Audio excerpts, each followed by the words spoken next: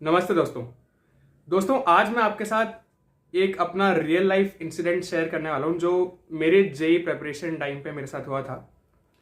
हो सकता है आप लोगों ने मेरी जेई प्रिपरेशन जो मेरी जेई स्टोरी थी वो वाली वीडियो ऑलरेडी देख रखी हो, बट हम उसके एक लेवल थोड़ा सा आगे जाके बात करेंगे। अगर आपने नहीं देखी है video then you would find the link to it in the I button here. 2 part में है मेरी JEE story, part 1 and part 2। काफी व्यूज हैं उस पर, काफी पसंद करा है उसको लोगों ने, तो I would highly recommend you to go and watch there, क्योंकि आप काफी ज्यादा रिलेट कर पाएंगे एंड मे बी आपको एक डायरेक्शन मिलेगा। आप अगर किसी कंफ्यूजन में होंगे तो शायद आपको एक रास्ता मिल जाएगा कि कैसे आपको आगे बढ़ना है और कैसे आपको आपकी करंट सिचुएशन को डील करते हुए चलना है।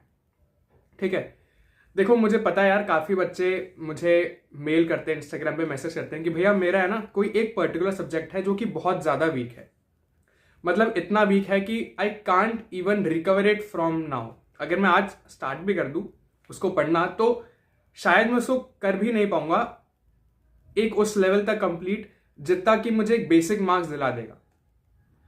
कुछ का हो सकता है फिजिक्स हो, किसी का मैथ्स हो, किसी का केमिस्ट्री हो। ऐसा भी हो सकता है कि आपके एक से ज्यादा सब्जेक्ट्स हों जो बहुत ज्यादा वीक हैं, आपने ज्यादा उसमें क्योंकि प्रैक्टिस नहीं करी तो you are not feeling much confident about it. मेरे साथ भी ऐसा ही केस था। अगर आपने मेरी जे स्टोरी देखी होगी तो उसमें मैंने बताया था कि after my 11th standard I change my coaching institute.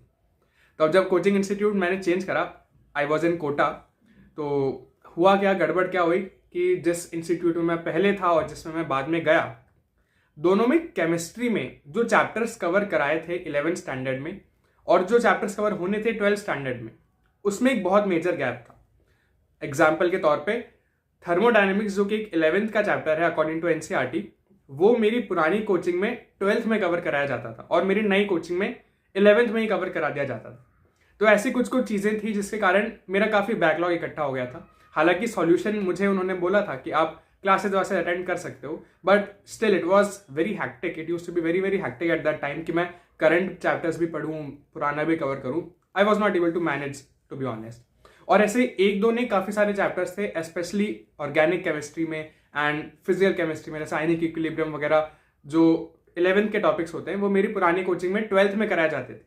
तो एक काफी मिसबैलेंस हो गया था, आप ऐसा कह सकते हैं, जिसके कारण मेरा कॉन्फिडेंस ऑलमोस्ट जीरो था कि यार केमिस्ट्री में मैं कैसे करूं। मतलब आई वॉज स्ट्राइविंग हार्ड, मैं कोशिश कर रहा था। मैंने अपने पीयर्स के नोट्स वगैरह लिए जो मेरे फ्रेंड्स थे, मैंने टीचर से बात करी जो हमारे सर जो पढ़ाते थे, तो काफ़ी एफर्ट भी करा, काफ़ी कोशिश करी समझने की, but I don't know what was the case back then, but मुझे समझ में नहीं आया। And this is specially I am talking about organic chemistry. Organic chemistry में मुझे समझ में आते ही नहीं था कि यार ये वाला जो रिएजेंट है वो इसको क्यों टारगेट कर रहा है, वो इसको क्यों नहीं टारगेट कर रहा, और उस कारण मैं कोई रिएक्शन भी नहीं कर पाता था। फिर तो एक बहुत ऐसा जोन था मेरा कि केमिस्ट्री में तो देखो कुछ नहीं हो सकता, अब बचता है फिजिक्स और मैथ्स। अगर अच्छा स्कोर करना है तो फिजिक्स और मैथ्स में अच्छे नंबर लाने पड़ेंगे, that's no other option.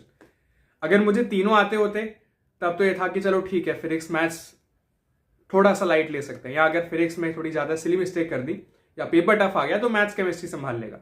But अब तो भैया डू और डाई वाली सिचुएशन थी। केमिस्ट्री हमें आता नहीं है, सिलेक्शन करवाना है तो कम से कम 2 सब्जेक्ट्स को तो आपको लेके चलना है और कोशिश करनी है कि उसमें आप 60-70% स्कोर कर दो, ताकि जे एडवांस में आप 50-60% ऑफ टोटल मार्क्स ले आओ, उसमें आपको एक डिसेंट आईटी मिल जाता है। अब क्या हुआ, I was good in maths and I was good in physics, तो मुझे कॉन्फिडेंस था कि मैं कर लूंगा। अब क्या हुआ कि मेरे मैथ्स में नंबर डिक्रीज होने लग गए in every consecutive test that I given.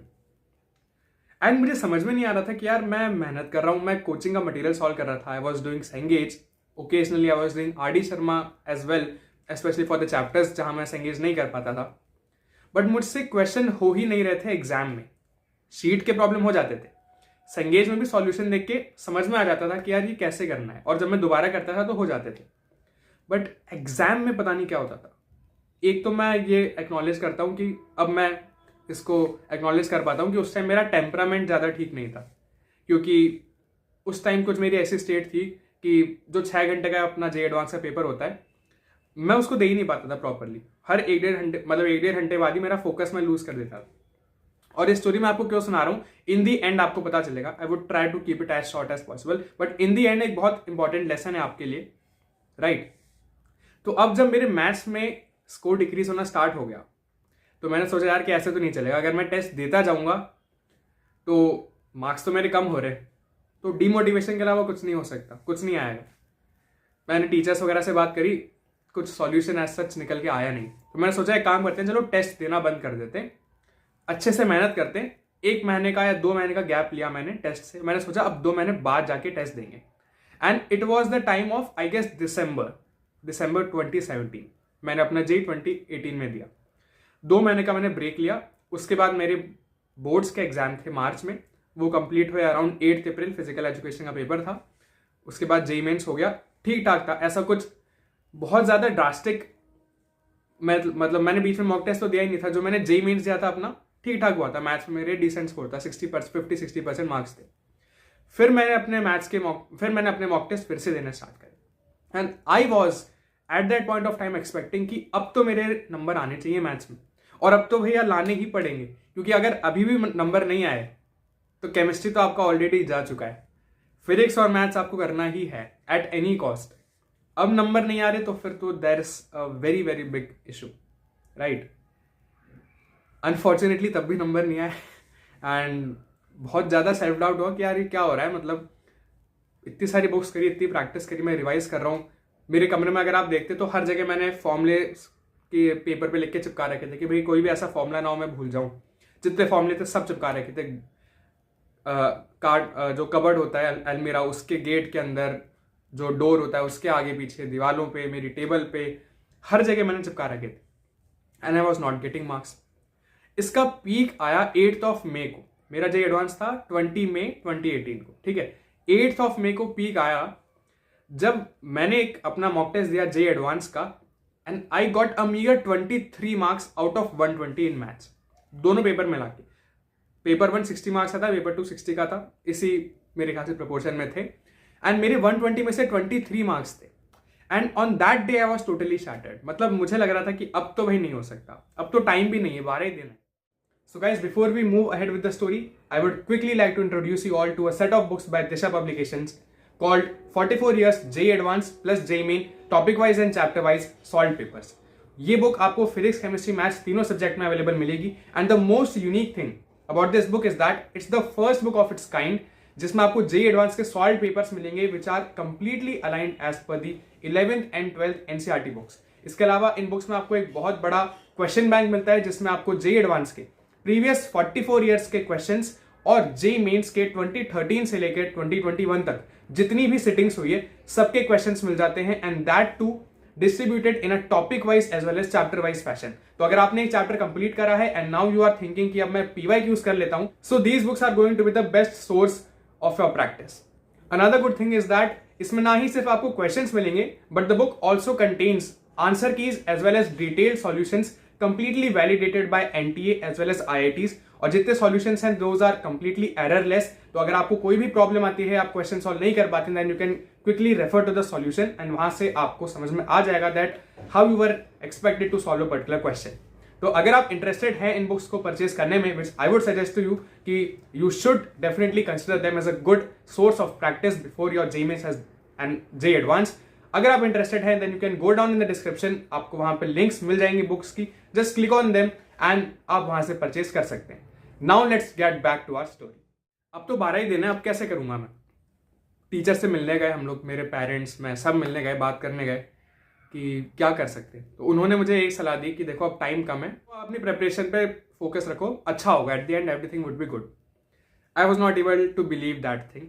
मैंने बोला चलो ठीक है करते हैं, अब क्या करें। 1-2 दिन तो मेरे वेस्ट हुए बट देन आई डिसाइडेड कि अब मुझे बिट साइड पर फोकस करना चाहिए। तो मेरे पास ऐसे कुछ 10 दिन थे, फिर मेरा बिट साइड 26 को था, 10 से 15 दिन थे जब मैंने बिट साइड पर फोकस किया।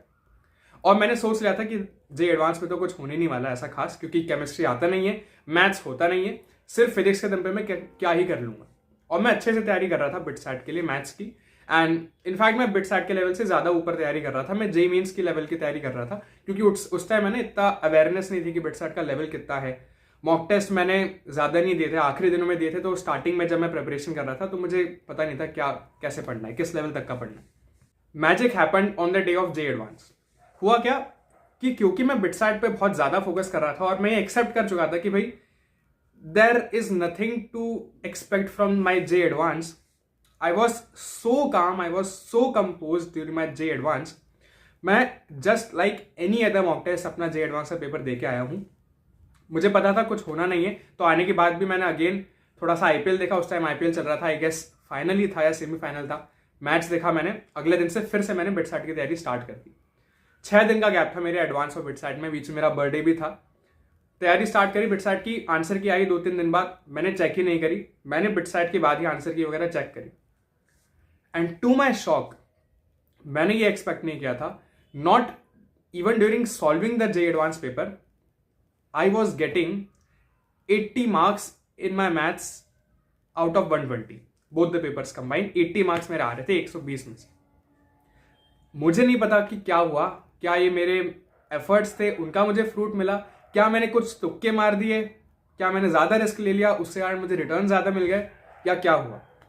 But one thing was clear कि भाई मेरे 80 नंबर आ रहे थे, 80 या 85 ऐसा कुछ था out of 120 that I was getting. मैं बहुत खुश हुआ कि यार ये तो मतलब मिरेकल हो गया. मैं जिस चीज़ से सबसे ज़्यादा डर रहा था कि भाई मैथ्स ही नहीं हो रहा, क्या करूँगा मैं, वो मेरे फेवर में खेल गया एक्चुअली. क्योंकि गेटिंग 80 मार्क्स आउट ऑफ 120 उसने मेरा काम काफ़ी आसान कर दिया.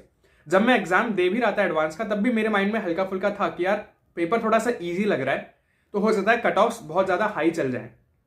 और मैं कर पा रहा था पेपर, इसलिए मुझे लग रहा था कि पेपर इजी है और कट ऑफ्स हाई जाएंगी तो कुछ फ़ायदा नहीं है, सभी कर देंगे मैथ्स का पेपर. बट ऐसा नहीं था. मैंने देखा जो मेरे कोचिंग का जो टॉपर था, जिसकी ऑल इंडिया रैंक 20 आई थी, उसके मैथ्स में थे 98 नंबर आउट ऑफ 120 और मेरे थे 80. तो मैंने देखा यार ये तो ज़्यादा गैप नहीं है टॉपर के बीच में और मेरे बीच में, तो हो सकता है कुछ हो जाए. मतलब मैथ्स में तो मेरा काफ़ी अच्छा स्कोर आ गया था अनएक्सपेक्टेडली. शायद मैंने मेहनत करी थी, तो पेपर जैसा भी आया मेरे फेवर में आ गया. पेपर जो क्वेश्चन मुझे आते थे वही आ गए पॉसिबली. बट इससे ज़्यादा सरप्राइजिंग एंड एस्टॉनिशिंग चीज़ ये थी कि chemistry came the hardest in that year if we compare that to previous 4-5 years. Chemistry बहुत ज़्यादा हार्ड आया. और उससे क्या हुआ कि क्योंकि मेरा केमिस्ट्री तो ऑलरेडी वीक था, मैंने ज़्यादा क्वेश्चन अटेम्प्ट ही नहीं करे, मैंने ज़्यादा टाइम ही नहीं दिया. मैंने अपना 90% टाइम आप मान के चलो फिजिक्स और मैथ्स को दिया था. केमिस्ट्री में मैंने ज़्यादा टाइम नहीं दिया, ज़्यादा अटेम्प्ट नहीं करे. I got 32 marks out of 120 and I was happy, क्योंकि 20% लाने ज़रूरी थे. अगर आपके 20% से कम आए हैं किसी भी सब्जेक्ट में, तो आपकी चाहे कितनी ही ज़्यादा टोटल मार्क्स हो, आपकी कितनी ही रैंक हो, you are not eligible to take admission into IIT. तो 120 का 20% वॉज 24 नंबर. और मुझे तो बस ये डर था कि यार 24 से ज़्यादा आ जाए. And I was not expecting कि भाई बहुत ज़्यादा नंबर लाने. 32 मेरे आ गए, आई वॉज सुपर हैप्पी. अब क्योंकि बहुत ज़्यादा टफ था केमिस्ट्री का पेपर, केमिस्ट्री में बहुत नंबर कटे बच्चों के. जिनका केमिस्ट्री स्ट्रांग था, जिनका केमिस्ट्री ठीक ठाक भी था, उन्होंने काफ़ी क्वेश्चन अटेम्प्ट करे और उस चक्कर में वो गलत हो गए. काफ़ी टफ पेपर था एडवांस का केमिस्ट्री सेक्शन का इन 2018, आप देख सकते हो. उससे मुझे एडवांटेज ये मिल गया कि क्योंकि मैंने मार्क्स ही मेरे 32 आए थे, और जो बहुत अच्छे करने वाले थे केमिस्ट्री में, उनकी भी मैक्सिमम मार्क्स जो मैंने सुने थे मेरे कोचिंग में वो 65 या 70 थे. तो वो ज़्यादा डिफरेंस था नहीं जितना मैं सोच रहा था. वही अगर केमिस्ट्री ईजी आ जाता और मैथ्स की तरह 90-95 चल जाता हाईएस्ट, जो कि हर बार जाता है क्योंकि chemistry is considered as the most easiest subject. सबसे पहले सब लोग केमिस्ट्री से स्टार्ट करते, तो फिर मेरे लिए बहुत डिफिकल्ट हो जाता कॉम्पेंसेट करना, क्योंकि मैं ऑलरेडी बहुत कम स्कोर पे बैठा. 120 में से 32, इट्स सिमिलर टू फेलिंग. 33% पे फेल होते हैं, वो 33% से भी कम था. बट क्योंकि केमिस्ट्री का पेपर टफ था, बाकी लोगों के कम नंबर थे, और मैथ्स में मैंने अच्छा स्कोर कर दिया था, सब कुछ बैलेंस आउट हो गया. एंड इवेंचुअली मैं ये एक्सपेक्ट नहीं कर रहा था कि मेरा सिलेक्शन होगा. कट ऑफ मतलब आंसर की वगैरह आने के बाद मैं सोचा था कि 6 to 7,000 के बीच में रैंक आ रहेगी. तो मैं चलो ये बोल सकता हूँ सबको कि मैंने J Advance क्लियर कर लिया था. जब रिजल्ट आया, I got a rank within 4,000, to be precise 3937. मेरा अबाउट सेक्शन में भी मैंने दे रखा है. और उस दिन मुझे रियलाइज हुआ यार कि यहाँ पर जो वीडियो है उसका मेन लेसन आता है कि your life is very very unexpected. अगर आप अभी ये सोच रहे हो ना कि भाई मेरा सिलेबस तो कंप्लीट है, मैं फोड़ने वाला हूँ एग्जाम में, you do not know what is going to come just the other day. कल क्या होने वाला है आपको नहीं पता. आपको नहीं पता एडवांस के दिन क्या होने वाला है. और अगर आप ये भी सोच रहे हो ना कि मुझे तो कुछ आता ही नहीं यार, मैं अभी तैयारी चालू भी कर दूंगा, कोई गारंटी नहीं मेरा सिलेक्शन होगा. मैंने तो आधे सब्जेक्ट्स, आधे चैप्टर्स भी अच्छे से नहीं करे, मुझे तो बोर्ड्स लेवल तक का भी नहीं आता. लॉजिकली सोचे तो यार नहीं होगा फिर आपका सिलेक्शन, लॉजिकली सोचे तो मेरा भी सिलेक्शन नहीं होना था। बट अगर आप मेहनत करोगे तो ये चीज़ तो मैंने ऑब्जर्व करी यार मेरे लाइफ में हर बार, फॉर्चून फेवर्स द ब्रेव। ये कोट मैंने बहुत पहले पढ़ा था 3rd 4th क्लास में, फॉर्चून फेवर्स द ब्रेव। और मैंने देखा है कि जब जब भी मैंने मेहनत करी, जब जब मैंने एफर्ट्स लगाया है, फॉर्चून अपने आप मेरी तरफ टर्न हो जाता है। अभी आप जिस भी सिचुएशन में हो, आपकी तैयारी जैसी भी चल रही है, बहुत अच्छी चल रही है, कम अच्छी भी चल रही है, बिल्कुल स्टार्ट नहीं करी आपने या आपकी कंप्लीट हो चुकी है, doesn't matter. The only thing that matters is करते रहो यार, तैयारी करते रहो करते रहो। जब तक आपका एग्जाम नहीं आता ना, just keep giving your efforts, keep giving your time to it. Because हमें नहीं पता अल्टीमेटली क्या होने वाला है, हमें नहीं पता कि आपकी डेस्टिनी में क्या लिखा है, राइट? काफ़ी सारे स्टूडेंट्स ऐसे थे मेरे साथ में जो बहुत ज़्यादा मेहनत कर रहे थे, बट एट द एंड उनकी तबीयत खराब हो गई अनफॉर्चुनेटली, और उनका उतना अच्छा रिजल्ट नहीं आ पाया। वो एक्सपेक्ट कर रहे थे कि भाई टॉप 100 में आएंगे, 4000 5000 रैंक आए। इट्स अगेन लक बेस्ड है। तो हम कम से कम ये इंश्योर करें कि यार अगर लक हमारे फेवर में आता है तो हम खुद उसको सैबोटाज ना करते, हम अपनी तरफ से कुछ मेहनत में कभी ना लाएं। ये हमें इंश्योर करके चलना है। आपकी अगर प्रिपरेशन नहीं है ना, बिल्कुल आपको लगता है कि यार मैं 50% ही सिलेबस कर सकता हूं, उससे ज्यादा तो मैं कर ही नहीं सकता अभी अगर मैंने स्टार्ट किया, तो गो फॉर इट यार, गो फॉर इट। अगर आप 50% भी करके जाओगे, लॉजिकली सोचें तो आपका सिलेक्शन होना बहुत बहुत मुश्किल है, बट मिराक्युलसली कुछ भी हो सकता है जिस जो आपने पढ़ा है उसमें से ज्यादा क्वेश्चन आ जाए, हो सकता है जो आपने पढ़ा उसमें से बहुत कम क्वेश्चन है, कुछ भी हो सकता है। बट अगर आपने पढ़ा होगा ना कुछ, तो there would always be some probability कि आपके नंबर आएंगे, आपको एक पुश मिलेगा। और as I said, fortune always favours the brave, always. अगर नहीं कर रहा ना फेवर, दैट मीन्स आपने मेहनत नहीं करी। Okay, so please make it a point that Fortune favours the brave. करते रहो यार तैयारी, एफर्ट्स डालते जाओ, जो समझ में आ रहा है करो। हो सकता है आपके ऐसे चैप्टर्स हो तो आपको समझ में ही नहीं आते हो कि भाई करना क्या है इसमें, कैसे सॉल्व करूं, मत करो उसको सॉल्व। एनसीईआरटी लेवल का सॉल्व कर लो, आरडी शर्मा लेवल का सॉल्व कर लो, मत जाओ सेंगेज पे, मत जाओ जे एडवांस लेवल पे। बट जो समझ में आ रहा है ना वो करते जाओ करते जाओ करते जाओ। अगर आप करते जाओगे ना तो एट द एंड होगा वो मिरेकल, मार्क माय वर्ड्स। ठीक है, तो आई होप इस वीडियो से आपको मैसेज मिला होगा, क्लियरली मैसेज मिला होगा जो मैं आपको कन्वे करना चाहता था, that it is very very unexpected. हमें नहीं पता क्या होगा क्या नहीं होगा, हम based upon a current situation कुछ सिनेरियोज बना लेते हैं, उसके बेस पे कंक्लूजन भी डिसाइड कर लेते हैं। But life has got a completely different गोल, और you can say a destination for us. वो हमें तभी पता चलेगा जब हम उस पाथ पे चल लेंगे। अगर आपने अभी गिव अप कर दिया, अगर आपने सोचा कि यार अब तो टाइम नहीं है, देन मे बी वो आपको नहीं मिल पाएगा। बट अगर आप लगे रहे उस गोल के लिए, चाहे वो गोल आपको ना मिले, बट स्टिल लाइफ फिर आपको एक ऐसे मोड पे ले जाएगी, कुछ ऐसे मिराकल्स होंगे जो लॉजिकली एक्सप्लेन नहीं कर सकता कोई। मैं भी नहीं बोल सकता कि भाई अगर आपने आज प्रिपरेशन चालू करी तो आपका 100% हो जाएगा, बट अगर आपने नहीं करी देन 100% नहीं होगा, ये तो श्योर है, राइट? तो आई गेस मैसेज क्लियर हो गया होगा। अगर आपको वीडियो पसंद आई, अगर आप यहाँ तक देख रहे हैं तो प्लीज लाइक करिए वीडियो को। अगर आप लाइक करेंगे तो यूट्यूब को ये पता चलता है कि वीडियो अच्छी है, कंटेंट अच्छा है, कंटेंट को थोड़ा पुश मिलता है, चैनल को थोड़ा बूस्ट मिलता है। So it would really mean to me a lot अगर आप इसको लाइक करते हैं। And please subscribe the channel if you are new, and don't forget to press the bell icon, because हर वीक ऐसी ही videos particularly related to BITSAT and JEE mains and sometimes motivational as well, वो मैं इस channel पे लाता रहता हूँ। तो चलिए मिलते हैं हम लोग नेक्स्ट वीडियो में। Till then stay happy, stay focused, अच्छे से पढ़ते रहिए, and don't forget to keep revising the things as well, because revision is also very very important. Let's meet in the next video. Jai Hind, Vande Mataram.